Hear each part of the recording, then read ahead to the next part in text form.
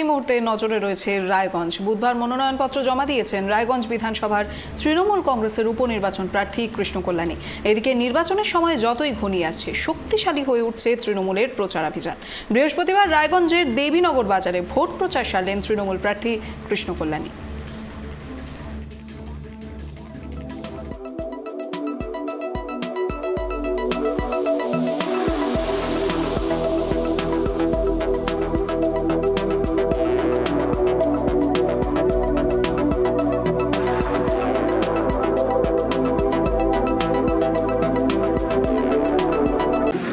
ভালো সারা পেয়েছে, নিজেদের উৎসাহ দেখিয়েছেন।